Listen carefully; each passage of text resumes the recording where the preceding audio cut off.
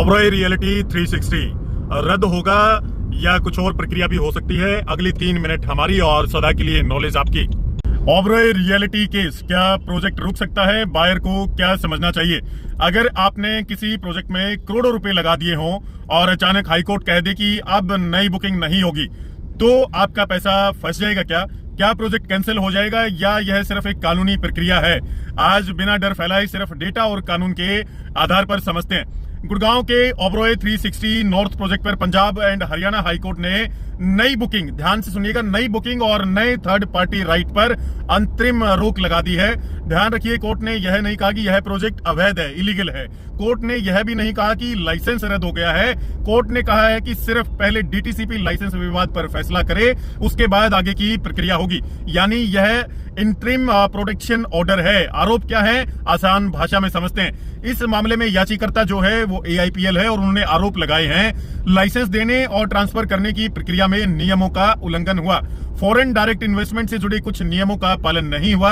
Licence transfer और developer बदलने की प्रक्रिया पर सवाल हैं। लेकिन यहाँ सबसे महत्वपूर्ण बात समझिए, ये सभी आरोप कोर्ट ने अभी तक मतलब ना एक्सेप्ट किए हैं ना रिजेक्ट किए हैं और गलत सही कुछ भी नहीं माना है। अगर लाइसेंस पर सवाल उठ जाए तो क्या भविष्य की प्रोबेबिलिटी हो सकती है?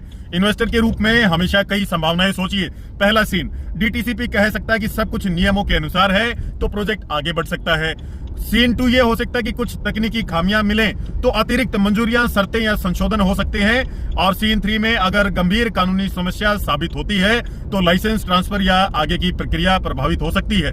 लेकिन आज की तारीख में इनमें से कोई भी परिणाम तय नहीं है, इसीलिए निष्कर्ष पर न पहुंचे और अफवाहों पर ध्यान न दें। एक बात हमेशा याद रखें, ब्रांड बड़ा होना और लीगल ड्यू डिलीजेंस होना दोनों अलग बातें हैं। किसी भी प्रोजेक्ट में निवेश से पहले सिर्फ luxury brochure, brand name, launch event या सोल्ड आउट मार्केटिंग ना देखें। ये भी देखें कि DTCP licence, HRERA registration, land का टाइटल, कोर्ट के सबसे ज्यादा जरूरी कोर्ट का केस, पेंडिंग कंप्लेंट या रेगुलेटरी अप्रूवल क्या क्या है, क्योंकि लीगल रिस्क भी इन्वेस्टमेंट रिस्क का हिस्सा होता है। और एक एनालिस्ट के रूप में हम न तो पैनिक करेंगे न ब्लाइंड ऑप्टिमिज्म आपके सामने रखेंगे, सिर्फ आगे के संकेत दे सकते हैं।